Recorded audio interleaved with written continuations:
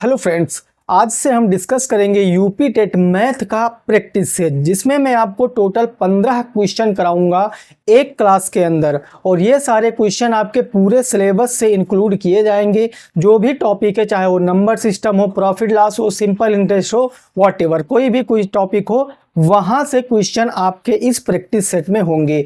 तो अंत तक आपको इस प्रैक्टिस सेट को देखना है, उसके बाद अपने स्कोर को कमेंट बॉक्स में लिख कर जाना है। तो आइए शुरू करते हैं। पहला प्रश्न आपके सामने लिखा हुआ है कि 36 और 54 का HCF निकालो। HCF मैंने लिख दिया है, इसका इंग्लिश माने होता है हाईएस्ट कॉमन फैक्टर, और हिंदी में जिसको बोलते हैं महत्तम समापवर्तक, जिसको मासा बोलते हैं। तो 36 और 54 का हमें निकालना है HCF। कैसे निकालेंगे जरा ध्यान से समझना। हमारे पास एक नंबर है 36 और दूसरा नंबर है 54। सबसे पहले तो आपको यह समझना है कि HCF की डिफिनेशन क्या होती है। HCF माने महत्तम समापवर्तक। तो महत्तम समापवर्तक होता है वह बड़ी से बड़ी संख्या जो दी गई संख्याओं को पूर्णतया विभाजित करे। यानी एक ऐसा नंबर होगा जो इन दोनों संख्याओं को विभाजित करेगा, शेषफल शून्य बचना चाहिए। तो 36 और 54 के हमें क्या करने पड़ेंगे? अभाज्य गुणनखंड। तो आइए अभाज्य गुणनखंड करते हैं। 36 को मैं लिख सकता हूं 2 गुणे 18, ऐसे ना लिख सकता हूं 18 दूना 36। अब 18 को मैं ऐसे लिख सकता हूं 2 गुणे 9, 9 दूनी 18। अब 9 को मैं ऐसे लिख सकता हूं 3 गुणे 3। अब इसके आगे कोई भी फैक्टर नहीं होगा, तो ये हो गए 36 के गुणनखंड। ऐसे अगर मैं 54 के पूछूं तो आप कहोगे सर 54 के हो जाएंगे 2 गुणे 27, यानी 27 दूना कितना हो जाएगा? 54। उसके बाद 27 को मैं लिख सकता हूं 3 गुणे 9, यानी ये हो गया 9 त्रिक 27। अब 9 को मैं लिख सकता हूं 3 गुणे 3। अब ओवरऑल हमने 36 और 54 के क्या कर लिए? फैक्टर कर लिए हैं। अब आपको बड़ी से बड़ी संख्या देखनी है जो दोनों में कॉमन हो। अगर मैं बात करूं 1 2, देखो ये 1 2 दोनों में मिल रहा है, तो एक तो ये 2 अपने को ले लेना है, मल्टीप्लाई का चिन्ह लगाना है। अब ऊपर 2 है, नीचे 2 नहीं है, तो 2 नहीं मिलेगा। लेकिन अब 3 को देखो, ऊपर 2 3 और नीचे 2 3, 2 यानी कॉमन मिल रहे हैं, तो 2 बार 3 को गुणनखंड के रूप में लिख लेंगे। अब इसी को गुणा कराएंगे और यही अपना आंसर आने वाला है। यानी 2 3 6 हो गया और 6 त्रिक कितना हो गया? 18 हो गया। यानी पहले क्वेश्चन का सही जवाब क्या आएगा? 18।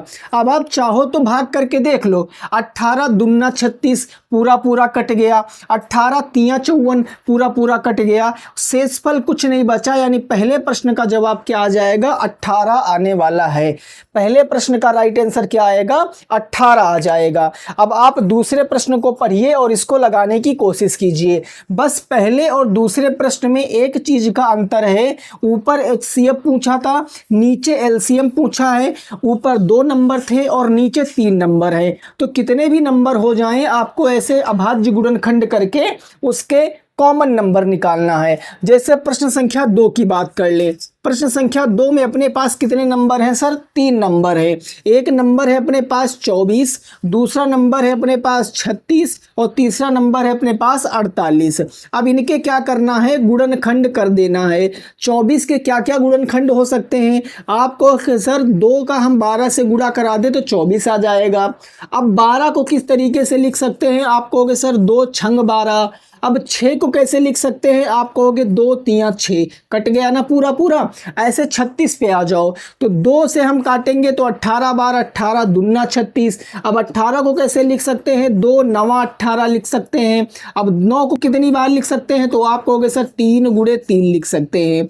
अच्छा, मैं ऐसे लिख रहा हूँ, आप चेक भी कर सकते हो। 2 दूनी 4 3 12 3 36। अब 48 को कैसे लिखेंगे? आप कहोगे 2 गुणे 24 लिखेंगे। 24 दूना 48। 24 को हटाएंगे तो 24 को क्या लिख सकते हैं? देखो 24 के ही ये गुणनखंड है कि नहीं है? तो 24 के गुणनखंड का मतलब 2 बार आ जाएगा सर 3 और 1 बार आ जाएगा 3, यानी 2 3 बार लिखेंगे और 3 को 1 बार लिखेंगे। गुणा कर लीजिए। 2 दूनी 4 दूनी 8 दूनी 16 3 48। अब हमें क्या याद रखना है? यहां निकालना है LCM। एलसीएम। एलसीएम में जो कूड़ा कचरा बचता है उसको भी ले लेते हैं, यानी जिसकी पावर जो कॉमन नहीं होता उसको भी लेंगे, लेकिन पहले कॉमन नंबर को खोजेंगे। आप जरा ध्यान से देखिए, यहां पर 2 कितनी बार है, आप कहोगे सर 2 बार है, तो 2 बार यहां से हम इसको भी पिक कर लेंगे और यहां से भी 2 बार इसको उठा लेंगे। तो यानी कि मेरे को लिखना है 2 मल्टीप्लाई बाई 2। अब आएंगे 3 पर। 3 यहाँ कितनी बार है, 1 बार, तो 1 बार यहाँ भी लेना पड़ेगा और 1 बार यहाँ भी लेना पड़ेगा, तो 3 को कितनी बार लिखेंगे, 1 बार लिखेंगे। अब आप ध्यान से समझिए, यहाँ पर एक 2 है, यहाँ पर एक 3 है, यहाँ पर 2 है 2 बार। इन सब को जो कॉमन नहीं मिल रहा है उनको भी आपको गुणा में लिख लेना है। मैंने लिख लिया। अब आप इनके गुणा कराओ। 2 दूनी 4, 4 तियाँ 12, 12 दूना 24, 24 दूना 48, 48 दूना 96। अब 96 का 3 से गुणा कराओ, यानी 96 मल्टीप्लाई बाई 3 हो जाएगा। इसका गुणा कराओगे तो आ जाएगा 3 छंग 18 और 3 नवा 27, एक कितना हो गया 28, यानी 288 क्या होगा, इस प्रश्न का सही जवाब होगा 288 एकदम राइट आंसर होगा। अगर आप इसको देखना चाहते हो तो आप डिवाइड कर लो। 24 से डिवाइड करोगे तो कितनी बार जाएगा, 24 से कम, 24 दूना 48 यानी 12 बार जाएगा। 48 से डिवाइड करोगे तो कितनी बार चला जाएगा, 8 चौके 32, यानी 48 से डिवाइड करोगे तो 6 बार चला जाएगा। वैसे अगर आप 36 से डिवाइड करोगे तो 36 से 8 बार चला जाएगा। यानी ये ऐसा नंबर है जो 24, 36 और 48 से पूर्णतया विभाजित हो जाएगा। तो दूसरे प्रश्न का राइट आंसर क्या आ जाएगा, 288 will be the right answer. तीसरे प्रश्न को पढ़िए, प्रश्न संख्या नंबर 3। अब देखो प्रश्न संख्या 3 ऐसा है कि कई लोग इसको पहले मल्टीप्लाई करेंगे फिर डिवाइड करेंगे तो टाइम ज़्यादा लग जाता है, लेकिन आपको कैसे लगाना है, ऐसे क्वेश्चन आज के बाद आपको कैसे लगाने हैं। क्वेश्चन में कहा गया है 25 गुणे 16, 25 गुणे 16 ये है ब्रैकेट में और भागे कितना है, यो है 20। अब इसको कैसे लगाएंगे, ध्यान से समझिए। यहाँ ब्रैकेट है, अगर ब्रैकेट नहीं होता तो ये सवाल आपको बोडमॉस नियम से लगाना पड़ता कि पहले भाग करो फिर गुणा करो। चूंकि ब्रैकेट है तो ये एक पूरी एक टर्म कंसीडर की जाएगी कि ये ए है और ये भाग में आपका बी है। तो ए भाग बी को कैसे लिख सकते हैं सर, ए बट्टा में बी लिख सकते हैं। यानी 25 गुणे 16 अंश में रहेगा और 20 हर में आ जाएगा। उसके बाद हम कट्टम कुटाई कर लेंगे तो हमारा आंसर आ जाएगा। जैसे ऊपर लिखा हमारा 25 गुणे 16, हमने एक बार ऊपर लिख लिया, बटे में नीचे क्या आ जाएगा, 20 आ जाएगा। अब इसको गुणा कराओगे कि 16 दूना 32 और 16 पंचे 80, ऐसे करोगे तो कितना आ जाएगा, 8 2 10, यानी लगभग 400 आने वाला है। तो आप पहले गुणा करा के भाग मत कराइए, आप सिंपल काटो। आप कहोगे सर 5 पंजे 25 हो गया और 5 चौके 20 हो गया। अब 4 एकम 4 हो गया, 4 चौके 16 हो गया। नीचे कितना बचा है, 1, नीचे 1 बचा है, तो नीचे 1 से हमें कोई लेना देना नहीं, सिंपल बचा 5 गुणे 4, तो 5 चौके कितना आ जाएगा, 20। इस प्रश्न का सही जवाब आ जाएगा। अगर आप पहले गुणा करते तो भी वही आंसर आता। मान लिया 25 गुणे 16 आप करते तो 25 गुणे 16 कितना आता, 16 पंचे 80 का 0 हासिल आ गया 8, 16 दूना 32 में 8 जोड़ेंगे 40। 400 को अगर आप भाग करते 20 से तो भी निकल कर आता, 1 0 से 1 0 काटते, 2 दूनी 4 हो जाता, 1 0 बचा, इसको चिपका देते तो भी 20 आने वाला था। तो जब भी मल्टीप्लाई में हो तो आप उसको पहले गुणा मत कराओ, क्योंकि आप डिनोमिनेटर से काट सकते हो, बट यहाँ गुणा कराओगे तो थोड़ा लेंदी हो जाएगा और आपको टाइम लगने वाला है। तो आप चाहे इस प्रोसेस को फॉलो करो चाहे इस प्रोसेस को, आंसर आपका सेम ही आने वाला है। तो प्रश्न संख्या 3 का सही जवाब क्या आएगा, 20 आ जाएगा। तो ये जो 3 प्रश्न थे, ये पहले 3 प्रश्न थे। तो पहला चैप्टर आपके सिलेबस में है संख्या पद्धति, उस चैप्टर से लिए गए हैं। अब अगला चैप्टर से हमारे प्रश्न आ जाएंगे, सारे मिक्स्ड चैप्टर होने वाले हैं। अगला प्रश्न पढ़िए, प्रश्न संख्या नंबर 4, और उसको लगाने की कोशिश कीजिए। क्वेश्चन में कहा गया कि 500 का 20% कितना होगा। देखिए 500 का 20%। अब अगर जिसने हमारी परसेंटेज की क्लास नहीं देखी है वो कैसे लगाएगा, वो कहेगा सर 500 का कितने परसेंट, 20% निकालना है। गणित में का मतलब गुणा होता है, 500 को 500 ही लिखेंगे, 20 को 20 लिखा, प्रतिशत का चिन्ह हटाते हैं तो बटे में कितना लगाते हैं, 100।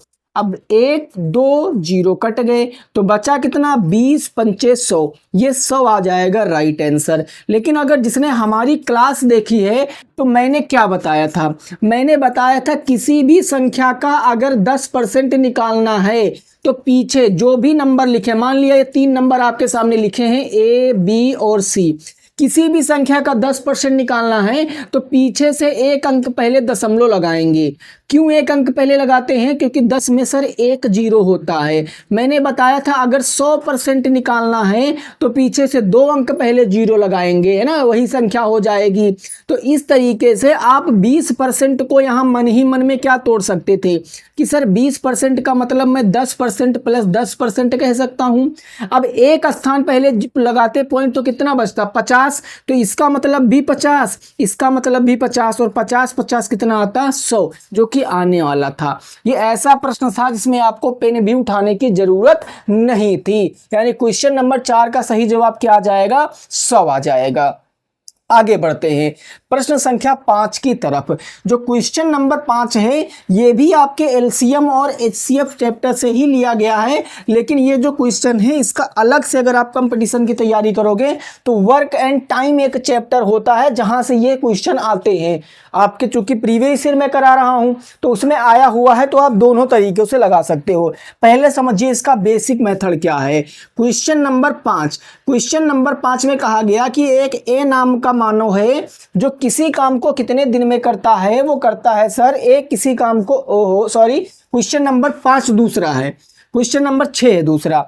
क्वेश्चन नंबर 7 हम जो बता रहे हैं क्वेश्चन नंबर 7 है ए और बी वाला। पहले क्वेश्चन नंबर 5 करते हैं। क्वेश्चन नंबर 5 कहा गया कि किसी संख्या का 25% की अगर वृद्धि कर दें तो वह 500 हो जाती है, आपको संख्या ज्ञात करनी है। यहां पर हमसे क्या करवा रहा है, संख्या में वृद्धि इंक्रीजमेंट करवा रहा है। तो कितने परसेंट है, 25%। पहली क्लास में बताया था 25% का फ्रैक्शन मान क्या होता है, 1/4 होता है। कैसे होता है वो भी समझिए। 25 को हम 25 लिखेंगे, प्रतिशत का चिन्ह हटा के बटे में कितना लगाएंगे, 100, काट दो, 25 एक कम 25 और 25 चौके कितना हो गया, 100। यानी 25% का मान कितना हो गया, 1/4। और साथ में ये भी बताया था कि जो हर में संख्या लिखी हुई होती है वो एक्चुअल नंबर होता है, माने वो वास्तविक संख्या होती है जो संख्या पुरानी थी। और ये जो 1 लिखा है ये इस 4 का 25% कितना है, 1 है। तो 4 का 25% 1 है, यानी वास्तविक संख्या कितनी थी सर, 4। 4 में अगर उसका 1 हमें 25% जोड़े, यही तो सवाल कहा गया। किसी संख्या कितनी है, 4, उसमें उसका 25% जोड़ दें, 4 का 25% 1, तो 4 में 25% जोड़ेंगे तो कितना हो जाएगा सर, 5 हो जाएगा। वो किसके बराबर है, सवाल के हिसाब से कहा गया है 500 के बराबर है। तो 5 का मान कितना है, 500 है। मैं पूछूं कि 5 शर्ट 500 रुपए की मिलती हैं तो एक शर्ट कितने रुपए की मिलेगी। आप कहोगे बड़ा आसान मास्टर साहब, 500 को 5 से भाग करेंगे तो एक शर्ट का दाम कितना आ जाएगा, 100 रुपए आ जाएगा। यानी 1 का मान कितना है, 100। हमसे पूछा संख्या क्या थी, 4, तो 4 का मान क्या होगा। अब आप देखो 1 का कितना गुना करो तो 4 आ जाएगा, कहोगे 4 गुना करें, तो अगर लेफ्ट हैंड पे आप 4 गुना कर रहे हो तो राइट हैंड पे अपने आप 4 गुना हो जाएगा। 100 का 4 गुना करेंगे कितना आ जाएगा, 400। यानी वह नंबर क्या आएगा, 400 आ जाएगा।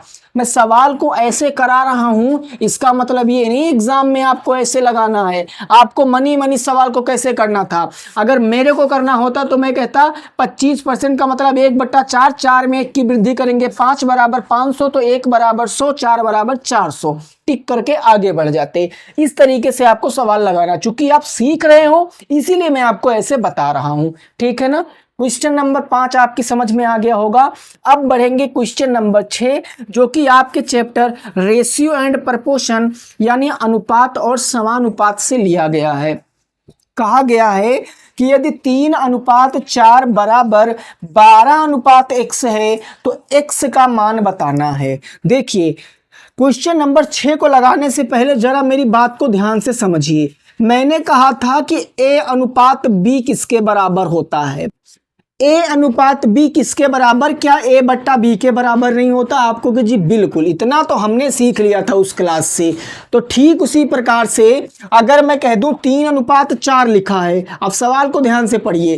3:4 किसके बराबर है? 12:x के बराबर है। तो मैं दोनों तरफ इसको 3/4 बराबर में इसको मैं 12/x नहीं लिख सकता हूं? आप कहोगे जी बिल्कुल लिख सकता हूं। अब क्या करेंगे, हमको x का मान बताना ना, तो क्रॉस मल्टीप्लाई करा लो। ये बटे में इधर आएगा गुड़े में, ये बटे में इधर आएगा गुड़े में, तो इधर हो गया आपके सामने 3 × x बराबर इधर आपका हो गया 12 और 4 जाएगा गुड़े में, तो 4 हो गया गुड़े में। अब फिर से वही काम मत करना कि 12 चौको 48 करो फिर 3 से भाग करो, क्योंकि ये गुड़े में है ना, तो 3 गुड़े से उधर बटे में जाएगा तो पूरे के नीचे बटे जाएगा, तो ये बटे कितना हो गया 3। अब इसको काटो, 3 चौके कितना हो गया 12, 4 × 4 कितना हो गया 16। x का मान क्या आएगा? 16 आ जाएगा x का मान। एक तो ये तरीका इस सवाल को लगाने का। दूसरा तरीका ऐसे भी आप समझ सकते हो, 3 पहले लिखा है तो इसको पहले वाले को देखो, 3 का कितना गुना करोगे तो सर 4 होगा। आप कहोगे 3 का 4 गुना करेंगे तो 12 आएगा, 3 चौके 12, तो 4 का भी 4 गुना कर दो, x का मान आ जाएगा। 4 चौके कितना आ जाएगा 16, जो कि 16 आपके सामने आ रहा है। तो ये सब जब प्रैक्टिस करोगे तो प्रैक्टिस करते करते आपको शॉर्टकट आ जाएंगे। आगे बढ़ेंगे अगले सवाल पे। अब क्वेश्चन नंबर 7 जो मैं बता रहा था कि ये वर्क एंड टाइम चैप्टर अलग से होता है, जब और डीप में हम पढ़ेंगे। अभी तो इतना डीप टेट में आता वैसे नहीं है, लेकिन जब और डीप प्रैक्टिस करेंगे तो मैं आपको इसके और भी सवाल कराऊंगा। क्वेश्चन नंबर 7 देखिए, सवाल नंबर 7 कह रहा है कि एक ए है और एक बी है। ए किसी काम को कितने दिन में कर रहा है? 10 दिन में, और बी कर रहा है 15 दिन में। ए किसी काम को 10 दिन में कर रहा है और बी किसी काम को 15 दिन में कर रहा है। अब कहा गया कि यदि दोनों मिलकर, अगर दोनों मिलकर काम करें तो काम को कितने दिन में कर लेंगे? तो सबसे पहले तो आपको कुल कार्य पता होना चाहिए कि सर कुल कार्य क्या होगा, टोटल वर्क क्या होगा। अब कुल कार्य पता करने के लिए हमें क्या करना पड़ेगा, जितने भी मनुष्य होंगे A B C D या X Y Z या M N O कोई भी हो, हमें उन सब का क्या लेना पड़ेगा, एलसीएम लेना पड़ेगा। इस बात को ध्यान रखना। यानी जब भी कभी कुल कार्य पता करना होता है तो कुल कार्य पता करने के लिए हम एलसीएम लेंगे। एलसीएम का मतलब लीस्ट कॉमन मल्टीपल। अब 10 और 15 का एलसीएम क्या होगा?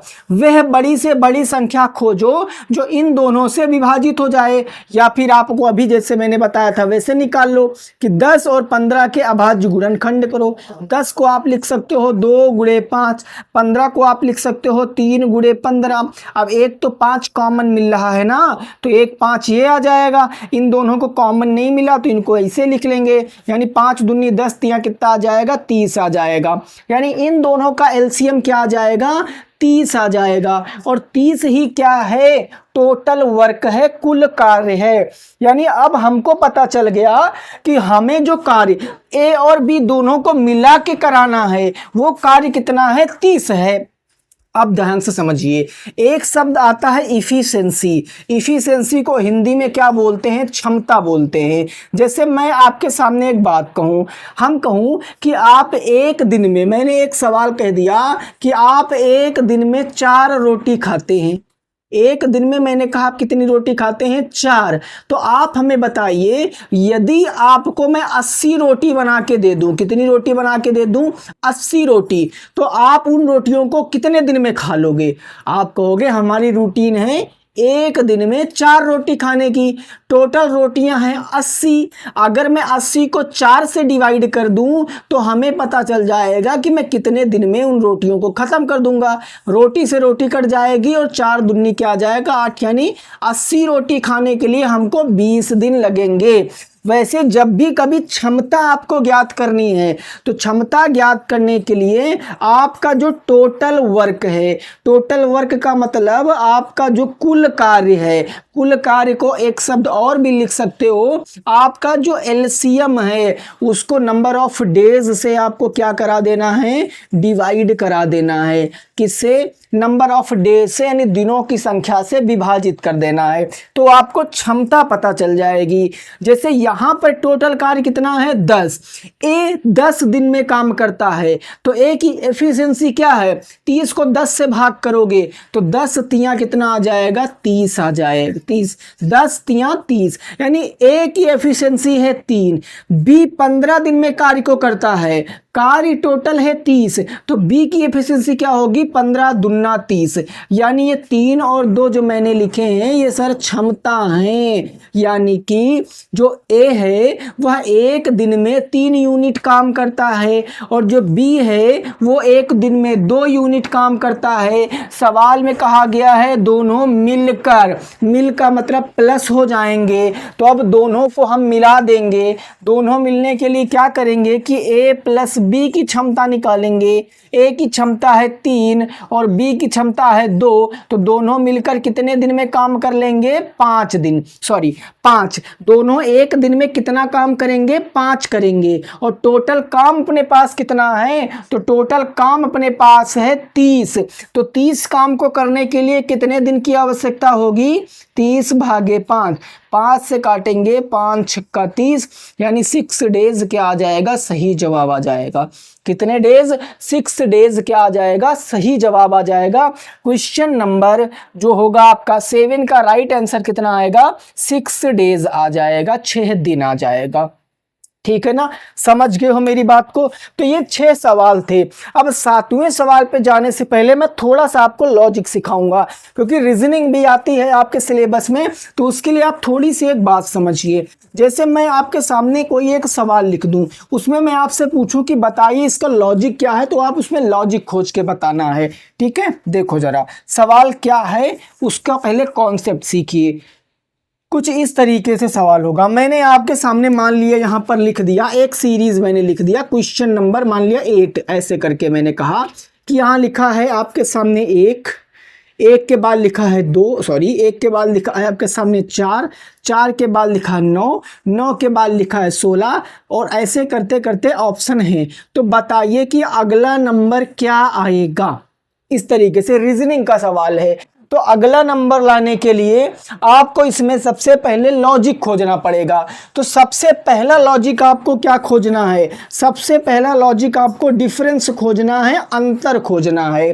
तो अगर 1 से 4 पे जाएं तो कितना प्लस हो रहा है सर 3 प्लस हो रहा है।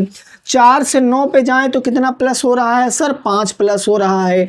9 से 16 पे जाएं तो सर कितना प्लस हो रहा है 7 प्लस हो रहा है। 16 से कितने पे जाएं, अब आपको कितना प्लस करेंगे, तो आप यहाँ देखो 3 में अगर आप 2 जोड़ो तो 5 हो गया, 5 में अगर 2 जोड़ो तो 7 हो गया, 7 में अगर 2 जोड़ोगे तो कितना होगा 9 होगा, तो 16 में 9 जोड़ोगे कितना आ जाएगा 25 आ जाएगा। ये सवाल का सही जवाब होगा। तो जब ऐसे सवाल आएंगे तब आपको लॉजिक लगाना पड़ेगा। डिफरेंस का होगा, वर्ग का होगा, वर्गमूल, घनमूल, किसी का भी हो सकता है, आपको लॉजिक निकालना पड़ेगा। ये डिफरेंस तो खैर 2 नंबर का आ गया, वैसे इसको वर्ग का भी कह सकते हैं, 1 का वर्ग, 2 का वर्ग, 3 का वर्ग, 4 का वर्ग, तो 5 का वर्ग 25 आ जाता है ना। तो ऐसे सवाल आपको ट्रैकल करने पड़ेंगे। खैर अब आगे बढ़ेंगे और आगे के सवालों को डिस्कस करते हैं। चलिए आगे क्वेश्चन नंबर 9 देखते हैं। क्वेश्चन नंबर 9 MDH वाला एक सवाल आता है, MDH इंटू H1 वाला, वही फार्मूला इस पे लगेगा कि 12 व्यक्ति किसी कार्य को 15 दिन में पूरा करते हैं तो 10 व्यक्ति वही कार्य कितने दिन में पूरा करेंगे। तो ऐसे सवालों में आप क्या लगाओगे, सबसे पहले व्यक्ति हैं तो व्यक्ति को हम लिखेंगे M, और डी का मतलब दिन, चूंकि 2 बार हैं, 2 व्यक्ति 12 व्यक्ति एक बार यहाँ आया, व्यक्ति एक बार यहाँ आया। जब भी कैसे ऐसे सवाल देखो तो इसमें फार्मूला लगेगा M1D1 बराबर क्या होता है M2D2, यानी पहले आदमी का अगर पहले दिन से गुणा करा देंगे तो वह बराबर होगा दूसरे आदमी का दूसरा दिन से। अच्छा, क्यों बराबर होगा? क्योंकि आप देखो यहाँ टर्म यूज किया गया वही कार्य, यानी जो वर्क है यहाँ पर, वर्क क्या है सर? कांस्टेंट है। अगर वर्क कांस्टेंट है तो पहले दिन का जो काम जितना होगा वही ना काम दूसरे दिन का भी होगा। भले हम आदमी दिन बढ़ा दें, आई डोंट माइंड, लेकिन काम तो उतना ही करेंगे। तो पहले आदमी कितने थे सर? 12, तो यहां लिख देंगे 12। और दिन कितने थे? तो दिन थे 15, तो मैंने दिन यहां पर कितने लिख दिए? 15 बराबर दूसरे बार कितने आदमी आ गए? 10 आदमी आ गए, तो M2 के स्थान पर 10 हो गया। कितने दिन कार्य करेंगे हमें नहीं पता, तो D2 दिन तक काम करेंगे। अब ये D2 ही ज्ञात करना है। 10 गुणे से इधर आ जाएगा बटे में, तो ये आ जाएगा 12 गुणे 15 और बटे में क्या आ जाएगा 10, बराबर के कितना आ गया? D2 आ गया। काट देंगे 5 तियां 15 और 5 दूनी 10, 2 से काटेंगे 6 बार और 6 त्रिक कितना हो गया? 18। यानी कि अगर मैं 10 व्यक्ति को लगाऊं तो वह काम 18 दिन में होगा जो काम 12 व्यक्ति 15 दिन में करते थे। ठीक है ना, समझ गए बात को? तो ये था प्रश्न संख्या आपका 12, है ना, सॉरी ये प्रश्न संख्या 9 था। अब बढ़ते हैं प्रश्न संख्या 10 की तरफ। प्रश्न संख्या 10 कहा गया कि एक बेलन की त्रिज्या 2 सेंटीमीटर, ऊंचाई 7 सेंटीमीटर है, तो उसका आयतन ज्ञात करना है। आपको बेलन का आयतन ज्ञात करना। ये जो सवाल होते हैं टोटल क्या होते हैं? फार्मूला बेस्ड होते हैं। अगर आपको फार्मूला पता है तो आप ऐसे सवालों को लगा दोगे। सवाल में कहा गया कि बेलन की त्रिज्या, रेडियस कितनी है? 2 सेंटीमीटर, तो ये होगी बेलन की रेडियस 2 सेंटीमीटर। फिर कहा गया बेलन की हाइट, बेलन की हाइट कितनी है? 7 सेंटीमीटर, तो ये बेलन की हाइट हो गई 7 सेंटीमीटर। आपसे कहा गया इसका आयतन बताइए। आयतन का मतलब सर इसका वॉल्यूम बताना है, वॉल्यूम क्या होगा? तो हम निकाल देंगे। आपने पढ़ा है डीएलएड में भी कि बेलन का आयतन क्या होता है? बेलन का आयतन होता है sir pi r square h. Pi का मान रख दो कितना? 22 बट्टे में 7। आर का मान रख दो 2, तो 2 का स्क्वायर गुणे एच कितना है? 7। ये 7 से 7 कट गया, ये हो गया 22 और 2 का स्क्वायर 4। 22 का 4 से गुणा कराओगे 22 चौके 88, लेकिन किस में आएगा? सेंटीमीटर क्यूब, यानी घन सेंटीमीटर में आ जाएगा। 88 घन सेंटीमीटर इस क्वेश्चन का क्या होगा? सही जवाब होगा 88 घन सेंटीमीटर हो जाएगा सवाल नंबर 10 का सही जवाब। समझ गए हो? कोई दिक्कत नहीं है। अब क्वेश्चन नंबर 11 और क्वेश्चन नंबर 12 ये श्रेणी के क्वेश्चन है। इनफैक्ट मैं कहूँ 11, 12, 13 तीनों रीजनिंग के सवाल हैं। तो आपको इनको कैसे लगाना है अभी मैंने इन दोनों को ट्रिक बताया है, इसकी आपको बताने वाला हूँ। जैसे क्वेश्चन नंबर 11 को ध्यान से समझो। क्वेश्चन नंबर 11 क्या कहा गया? एक श्रेणी है उसको पूर्ण करना है। श्रेणी का पहला पद जो है वो 3 है, दूसरा पद 6 है, तीसरा पद 12 है, देन 24 है। फिर आपको श्रेणी फाइंड करना है। तो आप यहाँ सबसे पहले डिफरेंस निकालो। 3 में कितने जोड़ें कि 6 आ जाए? आप कहोगे सर 3 जोड़े। 6 में कितना जोड़ें कि 12 आ जाए? आप कहोगे सर 6 जोड़े। 12 में कितना जोड़ें कि 24 आ जाए? आप कहोगे सर 12 जोड़े। तो एक्चुअली हो क्या रहा है दोस्तों? इसका 2 गुना 3 दूनी 6 इसमें जोड़ दिया, इसका 2 गुना 12 इसमें जोड़ दिया, अब 12 का 2 गुना 24 इसमें जोड़ दो, 24 24 क्या आ जाएगा? 48 आ जाएगा सवाल का सही जवाब। यानी कितना आ जाएगा? 48 आ जाएगा सवाल का सही जवाब। समझे? सबसे पहले मैंने डिफरेंस निकाला, या इस सवाल को लॉजिक ऐसे भी लग सकता था 3 का 2 गुना 6, 6 का 2 गुना 12, 12 का 2 गुना 24, 24 का 2 गुना 48, ऐसे भी आ जाता सवाल का सही जवाब। लेकिन पहली अप्रोच आपको डिफरेंस निकालना है, क्योंकि मोस्ट ऑफ द क्वेश्चंस जो होते हैं वो डिफरेंस से ही बन जाते हैं। ठीक है ना? आई होप होप आपको सब चीज़ें समझ में आ रही होंगी। क्वेश्चन नंबर 12 जो है वो थोड़ा सा ट्रिकी है। 12 नंबर सवाल जो है वो थोड़ा सा ट्रिकी है, आप उसको लगाइए। क्वेश्चन नंबर 12, ये सवाल क्या कह रहा है, आपके सामने एक श्रेणी लिखी है 1, 3, 6, 11, 18, ये सीरीज लिखी है। कहा गया इसको पूरा करना है। तो 1 में क्या जोड़ा आपने 3 आया, कहोगे सर 2। 3 में क्या जोड़ा 6 आया, कहोगे 3। 6 में क्या जोड़ा 11 आया, कहोगे 5। 11 में क्या जोड़ा 18 आया, कहोगे 7। अब ये 3, 2, 7, देखो डिफरेंस तो सेम नहीं आ रहा है ना भाई, यहाँ 1 जोड़ रहे हो फिर 2 जोड़ रहे हो, लेकिन इन संख्याओं को देखकर आपको क्या ये नहीं लगता कि सर ये अभाज्य संख्या है। सबसे छोटी अभाज्य संख्या क्या होती है, 2, 2 के बाद 3, 3 के बाद 5, 5 के बाद 7, 7 के बाद कौन सी अभाज्य संख्या आती है, कहोगे सर 11। तो यहाँ क्या जोड़ना पड़ेगा, 11। तो 18 में 11 जोड़ेंगे कितना आ जाएगा, 29 आ जाएगा। इस सवाल का सही जवाब कितना आ जाएगा, 29। क्योंकि ये कौन सी संख्याएं हैं, ये सर प्राइम नंबर हैं, माने ये अभाज्य संख्याएं हैं, यहाँ तो जुड़ रही हैं। कौन सी संख्याएं हैं, अभाज्य संख्याएं। तो ये भी साथ में आपको लेकर चलना है। यानी क्वेश्चन नंबर 12 का सही जवाब क्या आ जाएगा, 29 विल बी द करेक्ट उत्तर। 29 क्या होगा, सही जवाब हो जाएगा। ठीक है ना, आगे बढ़ेंगे और आज की क्लास का लास्ट सवाल देखेंगे। क्वेश्चन नंबर 13, प्रश्न संख्या 13 क्या कह रहा है उसको जरा पढ़िए। कहा गया एक व्यक्ति 5 किलोमीटर उत्तर फिर 12 किलोमीटर पूरब चलता है, तो बताइए आरंभिक बिंदु से उसकी दूरी क्या होगी। देखो मैं यहाँ खड़ा हूँ, अब जहाँ भी मैं खड़ा हो जाऊँगा वहाँ से 4 डायरेक्शन हो जाएंगी ना, ईस्ट वेस्ट नॉर्थ साउथ, पूरा पश्चिम उत्तर दक्षिण। तो जहाँ पर भी आप आदमी को खड़े करोगे वहाँ आपको यह याद रखना है कि इस तरफ पूरब होगा, ऊपर दक्षिण होगा। यानी मैं कह दूँ कि ये मान के चलिए हमारी मैप की डायरेक्शन यही ना होती है, इस तरफ होता है पूर्व, इस तरफ होता है पश्चिम, यहाँ क्या होता है पश्चिम, ऊपर क्या होता है उत्तर, और नीचे क्या होता है सर दक्षिण होता है। तो ये डायरेक्शन आपको हमेशा लेकर चलनी है, पूरा पश्चिम उत्तर दक्षिण। अब मैं मानकर चलता हूँ जो हमारा ये क्वेश्चन वाला आदमी है वो इस बिंदु पर होगा, यह इसकी प्रारंभिक यानी इनिशियल पोजीशन यह रही होगी। कहा गया कि 5 किलोमीटर उत्तर की ओर जाता है।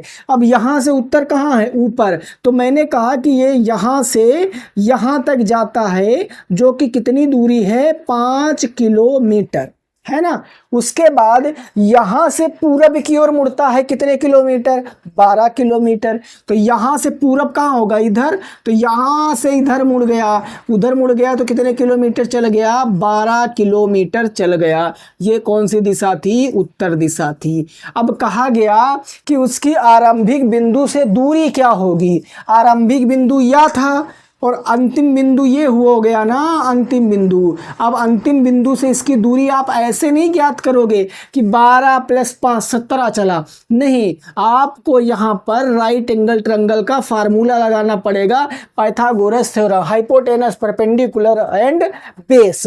तो यहाँ 90 डिग्री का कोण बन रहा है। 90 डिग्री के सामने कौन सी भुजा होती है सर, कर्ण भुजा होती है। तो पाइथागोरस थ्योरम अगर आप लगाओगे कि कर्ण का स्क्वायर किसके बराबर होता है, लंब के स्क्वायर के प्लस आधार के स्क्वायर के, इसी के तो बराबर होता है। बस इसमें मान रखो लंब कितना है सर 5, तो 5 का स्क्वायर, आधार है 12, 12 का स्क्वायर, 5 का स्क्वायर 25 और 12 का स्क्वायर 144। इसको जोड़ोगे 144 25 कितना होगा, 5 4 9 4 2 6 169। ये किसके बराबर चल रहा था, कर्ण स्क्वायर के, है ना। स्क्वायर हटाओगे रूट में, तो कर्ण का मान क्या आ जाएगा, रूट 169 का मान क्या होता है सर 13 होता है। यानी वह अब कितनी दूरी पर होगा सर, 13 किलोमीटर की दूरी पर होगा। यानी क्वेश्चन नंबर 13 का सही जवाब क्या आएगा, 13 ही आएगा।